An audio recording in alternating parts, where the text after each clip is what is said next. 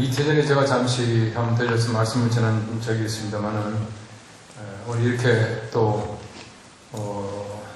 5월 달에 또 어린이 주일에 함께 하게 돼서 참 감사합니다.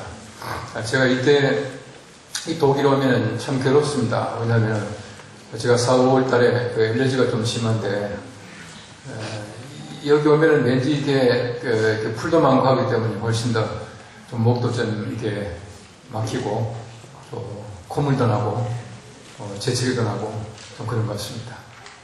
그러나 독일 오면 참 좋습니다. 올 때마다 너무 감사하고, 또 여러분들이 좋은 땅에 산다는 것이 얼마나 감사한지 여러분들께서 늘 감사하면서 살 수 있길 바랍니다. 가급적이면 한국 오지 마시고, 한국 참 복잡합니다. 여러분들 오시지 않아도 사람 되게 많고, 또 여러분들 오시면 그 미세먼지에 적응하기 참 힘들 겁니다. 한국 오시면은 딱 인천공항에서 마스크부터 사야 됩니다. 그러니까 여러분 참 좋은 곳에 살고 계시다는 것을 늘 감사하면서 살 수 있기를 바랍니다. 우리 어떤 그 삶이라고 하는 것이, 우리 신앙생활이라고 하는 것은 하나님의 나라로 가는 순례자의 길입니다. 우리 매일매일 한 걸음씩 해서 하나님의 거룩하신 나라로 가고 있다는 것을 우리는 꼭 기억하고 살아가야 합니다. 특별히 우리가 살아가는 길을 보시면은 하나님께서 원하시는 그 귀한 길이 있는데요. 그 길이 무엇이냐 하면은 우리가 세상에서 아무리 열심히 살아도 하나님의 나라에 무사히 들어가지 못하면은 아무것도 아니라고 하는 겁니다. 바꿔 말하면 우리가 세상에 살면서 여러 가지 많은 것을 누립니다. 공부도 해야 되고 또 돈도 벌어야 하고 여러 가지 많은 우리 삶이 있지만은 그 가운데 가장 중요한 것은 무엇이냐 하면은 우리가 하나님의 나라에 들어가지 못하면은 말짱 걷거라고 하는 것입니다. 저는 가끔 우리 교회들한테 그런 얘기를 했습니다. 세상에서 제일 억울한 사람이 누구겠냐? 세상에 제일 억울한 사람은 그래도 예수 믿는다 치고 주일날 별로 놀러 가지 못하고 골프도 못하고 또 그렇다고 뭐 별로 나쁜 짓 하지 않고 그리고 지옥 가면 제일 억울한 사람이에요. 차라리 지옥 갈 바에야 우리 세상은 마음대로 사는 겁니다. 그러니까 좀 더 우리가 예수 믿는다라고 하는 것은 정말 예수 믿는 사람답게 똑바로 뜨고 뜨거운 가슴을 가지고 사는 것이 필요하다라고 생각합니다. 우리 구약신학이라고 하는 그 주제를 보면은 모형학이라고 하는 게 나옵니다. 이 모형학이 뭐냐 하면은 영어로 말하면 그 타이포로지라 그렇게 말하는데 이 타이프라고 하는 말은 헬라 말에서 그 티포스라고 하는 단어에서 나왔습니다. 티포스라고 하는 단어는 자리, 이 자리라고 하는 뜻이고요. 그 다음에 여기 노모스라고 하는 말이 있습니다. 이건 이제 이 법이란 말인데 대개 보면 마지막에 우리 그 노미라고 하는 말이 나오면은 헬라 말 그 노모스라고 하는 말에서 나왔고요. 그 다음에 로기라고 하는 말은 그 로고스, 로기아라고 하는 말에서 나온다는데 그 말을 합쳐보면은 그 모형학이라고 하는 것은 어떤 자리에서 다른 것을 빗대어서 말하고 있는 것을 이 모형학이라 그렇게 말합니다. 쉽게 말하면 이 구약에 나오는 모든 인물들과 모든 그 사건은 예수 그리스도의 모형이다라고 하는 얘기입니다. 히브리서 10장 1절 말씀 보면은 율법은 장차 올 좋은 것들의 그림자이니 그렇게 말합니다. 그래서 학자들에 따라서는 모형이라고 말하기도 하고 그림자라고 말하기도 하는데 어쨌든 이 그림자나 모형이라고 하는 것은 구약의 모든 인물들과 사건들은 예수님 모형이다라고 하는 것을 얘기해주고 있습니다. 여러분 잘 아시겠지만 지금까지 역사상 제일 많이 팔린 책은 어떤 책? 성경. 여러분들이 성경 말씀을 열심히 공부하셔서 성경이라는 대답이 금방 나오는데 사실은 역사상 가장 많이 팔린 책은 공책이랍니다. 네. 아재 기회가 아니에요. 여러분 사람 이름이 제일 많이 나오는 책 어떤 책인지 아세요? 사람 이름이 제일 많이 나오는 책. 또 성경이에요? 네, 전화번호부입니다. 실제로 보시면 성경이 책이 사람 이름이 제일 많이 나옵니다. 엄청나게 많이 나오는데 우리가 기억하지 못할 만큼 많은 이름들을 성경책은 가지고 있어요. 그런데 중요한 것이 뭐냐 하면은 우리가 성경 말씀에서 나오는 모든 이름들 다 할 필요가 없다는 겁니다. 우리가 반드시 알아야 할 이름은 예수라는 한 이름밖에 없습니다. 우리 구원받을 만한 이름을 다른 이름을 주신 적이 없다고 말씀하고 있습니다. 바꿔 말하면 우리 모든 다른 이름들은 예수 그리스도를 보좌하고 예수 그리스도를 모형으로서의 이름들이 많이 나오는 것을 볼 수가 있어요. 특별히 구약 성경 말씀 보시면 요셉이라고 하는 사람이 등장합니다. 요셉은 바로 예수 그리스도의 모형이에요. 요셉은 자기 사랑하는 형들에게 팔려갑니다. 예수님께서는 사랑하는 제자에게 팔려갔습니다. 이런 요셉이 팔려갈 때에 요셉이 처음에는 구덩이에 빠뜨렸다가 다시 건져가지고 이스마엘 상인에게 팔자라고 말합니다. 이 팔자라고 말한 형이 유다입니다. 예수님께서는 유다에게 팔려가셨다는 얘기입니다. 이런 유다라고 하는 사람이 이스마엘 상인에게 요셉을 팔 때에 은 20에 팔았습니다. 예수님께서는 은 30에 팔려갔습니다. 그 당시에 은 30이라고 하는 것은 노예의 몸값이에요. 바꿔 말하면 예수님께서는 노예의 몸값으로 팔려가셔서 우리의 구세주가 되셨다라고 하는 것을 얘기를 해주고 있습니다. 요셉이라고 하는 사람이 많은 고생합니다. 잡혀가서 옥살이하고 이렇게 종살이하고 하다가 마지막에 종리가 되어가지고 많은 사람을 살리셨다. 이 말은 바로 예수님께서 세상에 오셔서 온갖 고난 당하시지만은 마침내 예수님께서는 모든 사람을 살리시는 구주가 되셨다라고 하는 상징입니다. 그래서 요셉은 예수님의 모형이다라고 말합니다. 구약에 보시면 요나라고 하는 선지자가 나타납니다. 이 요나라고 하는 사람은 하나님 말씀을 듣고는 다른 데로 가다가 큰 풍랑을 만납니다. 여러분 잘 보십시오. 풍랑 만났을 때에 요나가 다른 사람을 살리기 위해서 대신 바다에 던져오게 됩니다. 모든 사람을 살게 하기 위해서 대신 죽었다. 예수님의 모형이다 라고 말합니다. 큰 고기 뱃속에 들어가서 3일 동안 있다가 나오는데 예수님께서는 3일 동안 큰 고기 뱃속 같은 무덤 속에 계실 것이다 라고 하는 상징이라고 하는 얘기입니다. 그런 면에서 볼 때 요나도 예수님의 모형이다 그렇게 말하고 있습니다. 우리 구약성경 말씀을 전체를 모형으로 볼 때에 우리 구약성경 출애굽기라고 하는 것은 굉장히 중요한 책입니다. 그 책에 보시면은 하나님께서 이스라엘 백성들을 애굽에서부터 구출하셔요. 출애굽하게 만드십니다.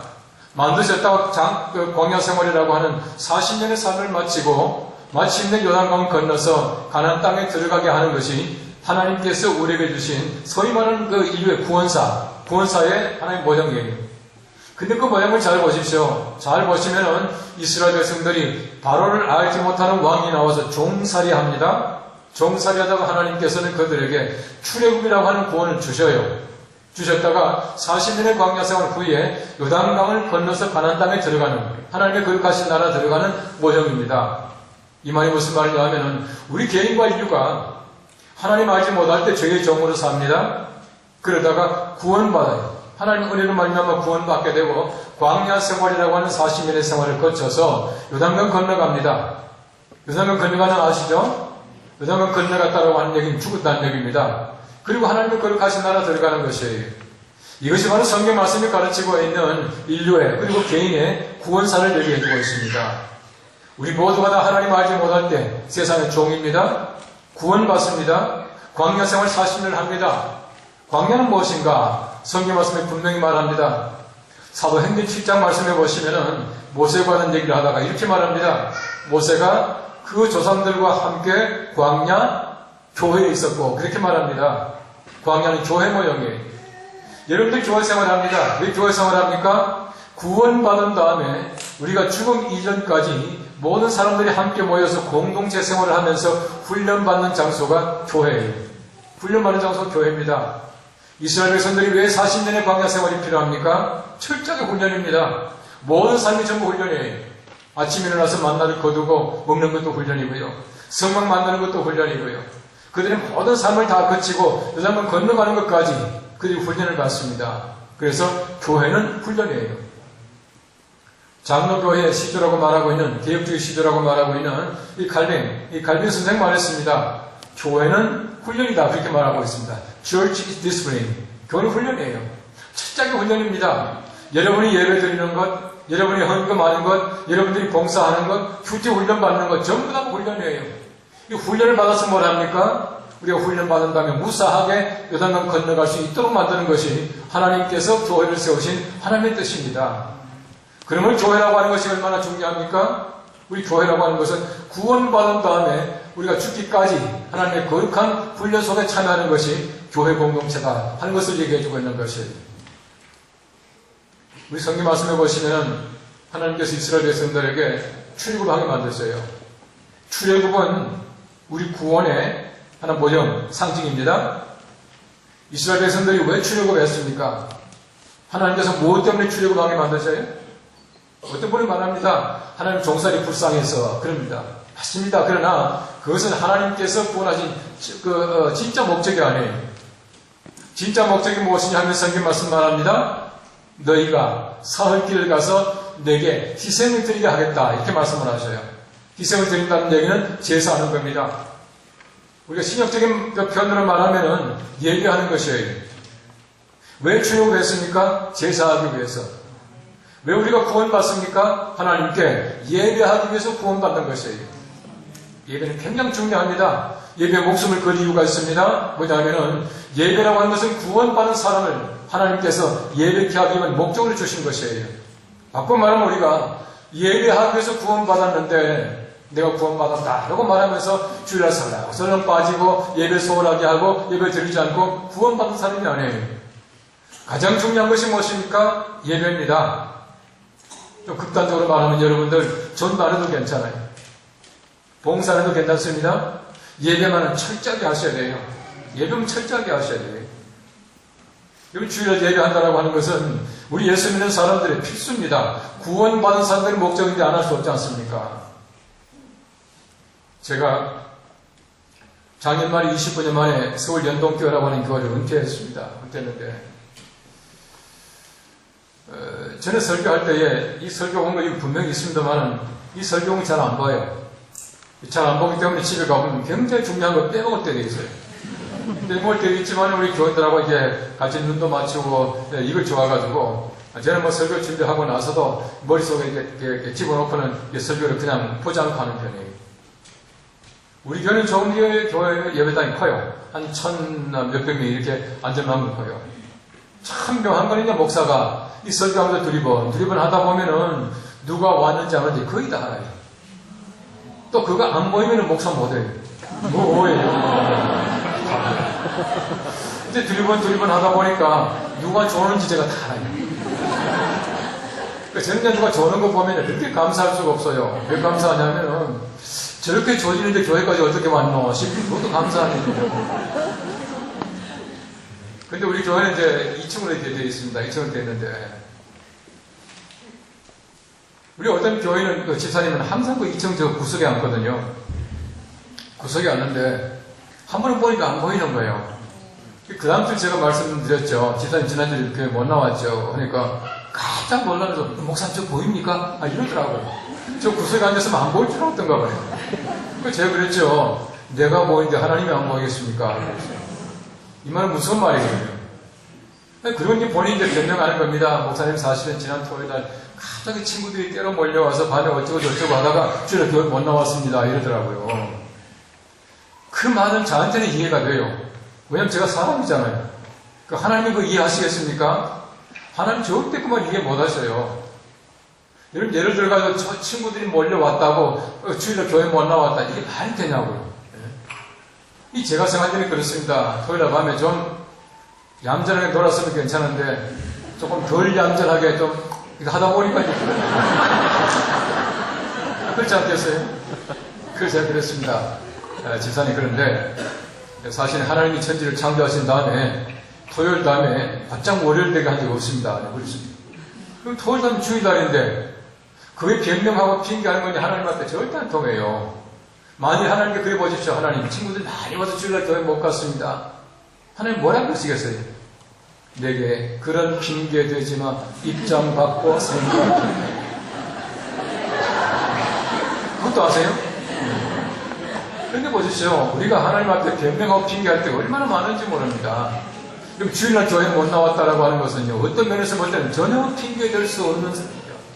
하나님 절대 이해하지 못합니다.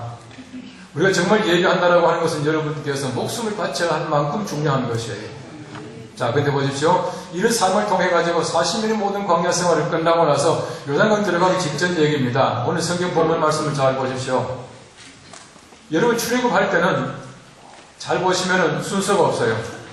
얼마나 하나님께서 바쁘십니까? 애굽에 종살이 하다가 이제 다 끌어내시는데 하나님께서 말씀하셔요. 빨리빨리 나가라고.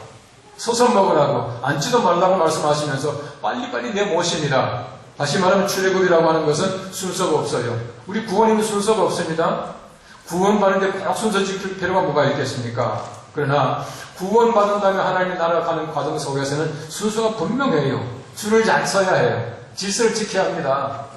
그래서 하나님께서 말씀하십니다. 관리들을 통해서 말씀하시기를 너희가 언약궤를 맨 제사장들이 제일 앞장서 있고 2000규빗 떨어져서 2000규빗은 요즘식으로 말하면 한 1km쯤 돼요. 아주 가물가물합니다. 그런 뒤에서 줄을 서 있다가 제사장의 첫발이 요단강에 닿는 것을 보거든 진행에 들어가라. 그렇게 말씀을 해요. 이스라엘 백성들의 출애굽의 종점이 어디입니까? 목표가 무엇입니까? 광야가 아닌 가나안 땅입니다. 여러분 그 가나안 땅 얼마나 들어가고 싶었겠습니까? 모든 사람이 다 들어가고 싶어요. 모든 사람이 내가 먼저 들어가고 싶은 곳이 바로 가나안 땅이었습니다. 하나님 그렇게 못하게 해요.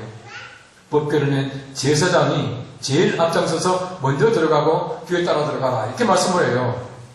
바꿔 말하면 우리가 하나님의 거룩하신 나라 들어갈 때 분명한 순서가 있습니다. 교회 생활이라고 하는 것은 분명한 순서가 있어요. 질서를 잘 지켜야 해요. 왜 제사장이 제일 앞장섭니까? 언약궤, 하나님의 말씀의 상징 언약궤를 메고 있기 때문에 제일 앞장서서 들어갈 수 있는 그 권리와 자격을 가지게 되는 것이에요. 그렇지 않겠습니까? 잘 보십시오. 만일에 목사님이 법궤를 벗어 던지고 혼자 막 간다면 따라가지 않아도 돼요. 목사님이 하나님의 거룩한 말씀을 가지고 앞장서 가면 따라가야 해요. 왜 그렇습니까? 이것이 바로 성경 말씀이 가르치는 교회 질서라고 하는 것입니다. 절대 앞장서지 말라는 것입니다. 언약궤라고 하는 것은 그 교회가 있습니다. 그 안에 세 가지가 들어있어요. 하나님께서 모세에게 주셨던 두 돌비, 십계명의 두 돌비입니다. 그리고는 만나가 들어있습니다. 아론의 쌍난 지팡이가 들어있어요. 이 세 가지 다가 하나님의 말씀의 상징입니다. 하나님의 말씀의 상징이에요.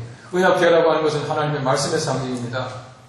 제사장이 하나님의 말씀과 함께 제일 앞장서 가고 그 다음에 보시면 뒤에 따라 들어가는 것이 절대 하나님 말씀을 앞장서지 말라는 얘기입니다. 그래서 말씀하시기를 우리가 하나님의 거룩하신 나라 들어가는 순례의 길에서 중요한 것이 무엇이냐? 가장 중요한 것은 절대 우리가 하나님의 말씀을 앞장서지 말아야 한다는 것을 얘기해주고 있어요. 여러분들이 매일매일 살아가시면서 절대 하나님 말씀을 앞장서지 말기를 바랍니다. 꼭 하나님 말씀대로 말씀 따라 살아갈 수 있게 되기를 바랍니다. 여러분들 때로 우리가 살면서 보십시오. 인간적인 판단, 여러 가지 많은 논리들, 우리 경험들 얼마나 중요합니까? 어떤 것들도 하나님 말씀보다 더 중요한 것이 아니에요. 여러분들이 아무리 많은 경험을 가지고 있다고 하더라도, 여러분들이 아무리 많은 재물을 가지고 있다고 하더라도, 여러분들이 아무리 좋은 이성적인 판단을 가지고 있다고 하더라도 여러분들은 하나님 말씀 뒤따라가셔야 돼요. 여러분의 판단대로, 여러분의 경험대로, 여러분의 이성대로 어떤 일을 결정하는 것이 아니에요. 여러분들 여기서 공부하는 분도 계시고 사업하는 분도 계시고 각양일 겁니다.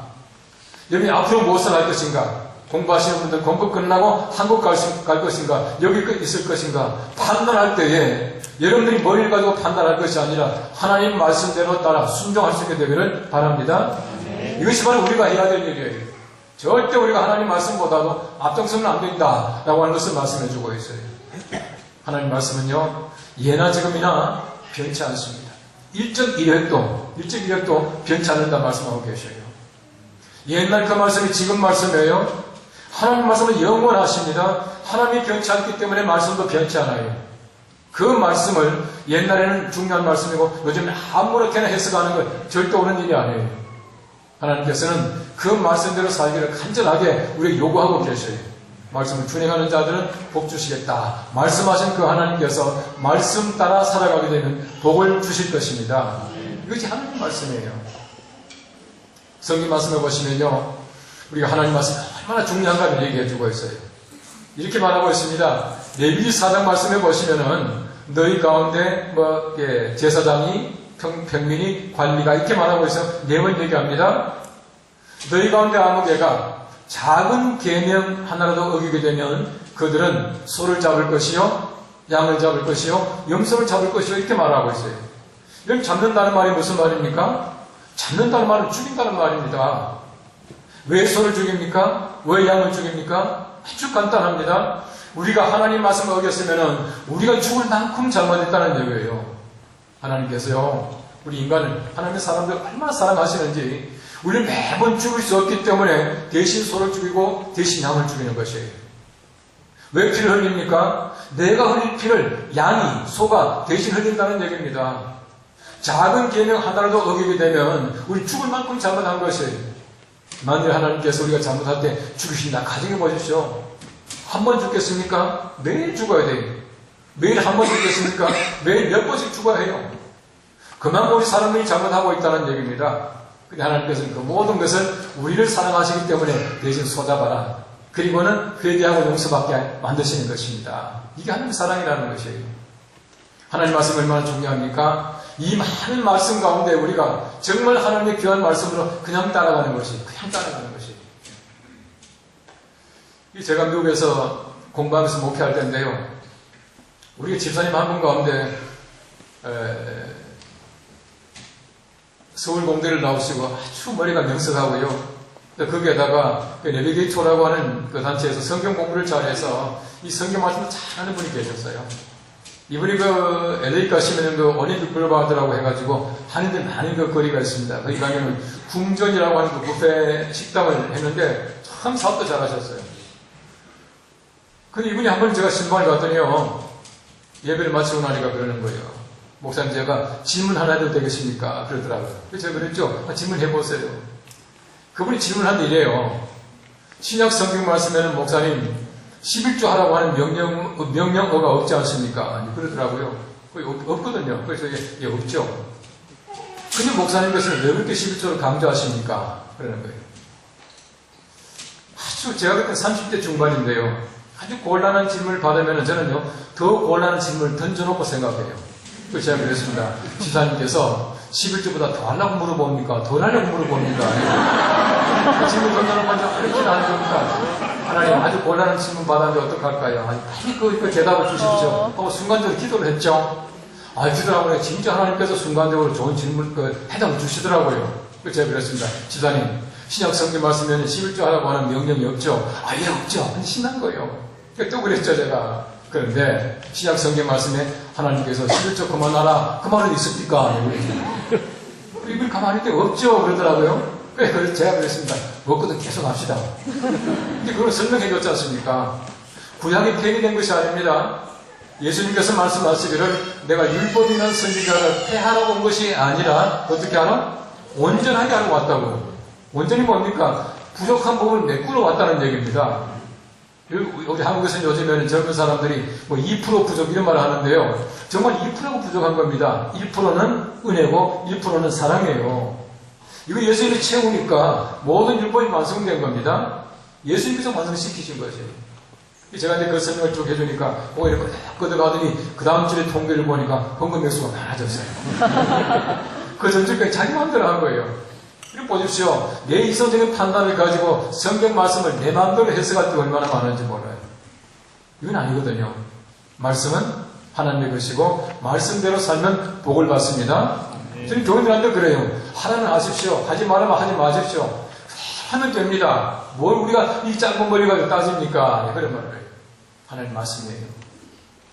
한국 가시면 아마 여기 볼 겁니다만 길을 지나가다 보면은 이제 왜 장난감 같은 거 있잖아요. 쭉 세워놓고는 거기에다 10,000원 써놨어요. 어떤 아빠가 이제 출장 갔다 오다 보니까 이제 아주 제법 큰 장난감 자동차를 쭉 세워놓고 10,000원 써놨는데 그 집에 아들이 셋이 있었답니다. 하나를 샀어요. 가지고 집에 들어오니까 출장 갔다 오는 아빠를 딱 보면 애들이 얼굴 봅니까? 손 봅니까? 손을 보는 거예요. 손 딱 보니까 장난감이 하나 있잖아요. 애들 셋이 나와 아빠 하더니만은 전부 이거 내 거야 이거 내 거야 하면 막 셋이서 이제 장난감 하나 가지고 막 싸우게 됩니다. 아빠가 옷을 벗고 입고 있는데 자기들끼리 싸우다가 이제 아빠한테 온 거예요. 어디만은 아빠 이거 누구 거야? 그러더라는 거예요. 아빠가 그랬답니다. 엄마 말 잘 듣는 사람 그랬대. 그 자기들끼리 수근수근 하더니 에이 아빠 거네. 말 잘 들으면 수지 많습니다. 말 잘 들으세요? 수지 많습니다. 우리 성경 말씀 두 번째는 말합니다. 너는 스스로 성결하게 하라. 그렇게 말씀합니다. 성결이 무엇입니까? 거룩하게 하라는 얘기입니다. 우리 거룩하게 다듬어 나가야 해요. 우리 스스로 거룩해야 하나님이 거룩하신 나라로 갈 수 있는 겁니다. 우리 순례길, 하나님의 거룩하신 나라 갈 때 우리 스스로가 성결하게, 거룩하게 우리 자신을 다듬어 가야 하나님의 거룩하신 나라에 무사히 도착할 수가 있어요. 거룩하지 않으면 절대 가지 못합니다. 왜요? 하나님께서 말씀하세요. 내가 거룩하니 너희도 거룩하라. 하나님의 거룩하신 나라이기 때문에 거룩한 사람이 들어가는 것입니다. 거룩하지 못하면 하나님 나라 가까이 가지 못해요. 왜입니까? 거룩한 사람만 들어가게 만드신 곳이기 때문에 그렇습니다. 우리 스스로가 내 자신을 거룩하게 만들어가야 합니다. 구약 성경 말씀에서 거룩하다라고 하는 말은 카데시라고 하는 말입니다. 이 카데시라고 하는 말은 잘라내다는 뜻입니다. 잘라내다. 이 구약 성경 말씀을 보시면 우리가 이해되지 않는 부분들이 좀 있어요. 출애굽기 4장 말씀을 보시면 모세가 이제 자기 아들 게르솜과 자기 아내 시포라 데리고 이제 애국으로 갈 참이에요. 가기 직전인데 성경 말씀을 보시면은 주의 사자가 길에서 모세를 만나 모세를 죽이려고 했다라고 하는 말이 나옵니다. 뭐 잘 이해되지 않는 부분이에요. 왜 죽이려고 했는가 나와 있지 않습니다. 그 뒤에 해답이 나와 있어요. 그 안에 시포라가 자기 아들 게르솜의 양피를 베어 던지면서 이는 내 피난편이다 라고 말하니까 하나님께서 그를 죽이지 않고 살려주셨다 이렇게 말하고 있습니다. 잘라낼 것을 잘라내지 않기 때문에 하나님께서는 모세를 죽이려고 했다 그렇게 말하고 있는 것이에요. 무슨 말이겠습니까? 모세가 하나님의 거룩하신 명령을 붙잡고 애국 땅에 들어가기 전에 잘라낼 것을 잘라내야 해요. 물론 자기 아들 할례받지 않은 것 하나님은 책망하셔요. 왜 할례받습니까? 왜 잘라냅니까? 잘라낸다. 여러 가지 많은 뜻이 있지만 거룩하게 하나님께서 인치셨다. 거룩하게 만들었다는 뜻이에요. 우리가 마찬가지입니다. 잘라낼 걸 잘라내야 합니다. 그래 거룩하게 되는 것이에요. 얼마나 쓸데없는 거 많습니까? 얼마나 필요한 거 많이 가지고 있습니까? 이 모든 거 전부 다 잘라내야 비로소 거룩하게 만들어 나갈 수가 있게 되는 것이에요. 성경 말씀 보십시오. 바울이 말합니다. 우리가 가지고 있는 쓴뿌리 그렇게 말해요. 쓴뿌리. 얼마나 쓴뿌리가 많이 있습니까? 쓴뿌리 가지고 있는 동안 우리가 쓴 가지와 쓴 열매를 맺을 수밖에 없는 것이에요. 우리 어떤 뿌리가 달아야 좋은 열매를 맺고 단 열매를 맺을 텐데 그렇지 못하고 쓴뿌리 가지고 있을 때 얼마나 많은지 몰라요. 하나님은 거룩하게 만드십니다. 쓴뿌리 잘라내게 만드셔요. 잘라내야 비로소 우리가 거룩하게 아름다운 열매를 맺혀 나갈 수가 있게 되는 것이에요. 신약 성경 말씀에는 거룩하다라고 하는 말은 하기오스라고 하는 말인데 구별되다는 뜻입니다. 구별됐다. 우리 적어도 세상 사람들과 구별되어야 해요. 그 같은 삶을 살아가지 못합니다. 우리 세상 사람들이 살아가는 여러 가지 많은 생활의 방편대로 우리는 살아갈 수가 없습니다. 왜 그렇습니까? 구별되게 살아가야 해요. 적어도 우리가 뭔가 달라야 우리 세상 사람들이 볼 때에 우리를 하나님의 거룩한 성도, 거룩한 무리라고 부르는 것이에요. 우리가 세상의 빛과 소금입니다. 적어도 세상의 빛과 소금 되기 위해서는 우리 세상의 어두운 대로, 세상의 더러운 대로 살아갈 수가 없다고 하는 것입니다. 깨끗하게 살아가야 해요. 밝게 살아가야 합니다. 이것이야말로 우리가 구별되었다고 하는 뜻이에요. 여러분의 삶이 거룩하게 되기를 바랍니다. 그래서 우리가 성분을 잘라내고 적어도 여러분들이 우리 세상 사람들과 살아가는 방식이 달라야 이것이야말로 진정한 하나님의 사람, 그리스도인, 성도라고 부를 수 있게 되는 것이에요. 오늘 성경 말씀해 보시면은 이 40년 동안 거룩하게 되었다 이렇게 말하잖아요. 근데 40년 동안 이 40년이 무엇입니까? 그리 광야 생활 속에서 맨날 훈련받는 겁니다. 사실 매일 훈련받는 것이에요. 이걸 거룩이라고 하는 것입니다. 여기 보시면 피아노도 있고요. 또 신디도 있고 여러 가지 많은 이런 것이 있습니다. 여러분 예를 들어서 이 강단에 올라와서 이 마이크를 붙잡고 말이죠. 이게 세상 노래 부르지 않잖아요. 왜 그렇습니까? 이건 거룩한 거예요. 하나님 말씀을 전하는 빠르게 마이크로폰이란 이 피아노 가지고 애들이 장난치니까 장난 못 치게 만들어요. 왜 그렇습니까? 이게 하나님께 바쳐진 거룩한 물건입니다. 이런 피아노요, 술집에 가도 있고, 온데 다 있어요. 학교 가도 있고요. 여기 갖도는 거룩한 것이 되는 것이에요. 세속적인 물건을 가지고 와서 교회에다가 하나님께 바치고, 그 바치는 거와의 셀러브레이션, 그것을 신학적으로 말하면은요, 세례받았다라고 표현합니다. 베티즘이라고 이렇게 말합니다. 이게 지금 세례받은 것이에요. 다 세례받은 거예요.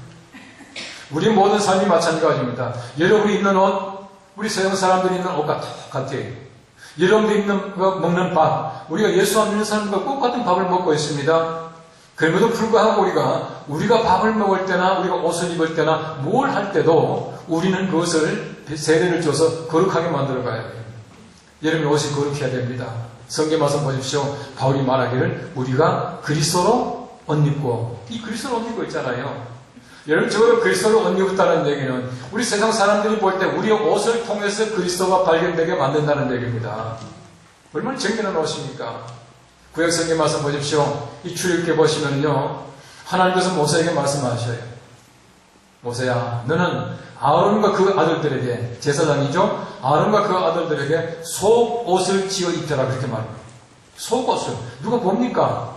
보이지 않지만 우리가 모든 것을 깨끗하게 해야 해요. 하나님 앞에 정결하게 됩니다. 우리가 모든 것을 정말 세례받듯이 아름답게 만들어 가야 한다 라고 하는 것을 얘기해 주고 있는 것이에요. 얼마나 중요한 사실인지 몰라요. 여러분 커피 좋아하세요? 커피 좋아하십시오.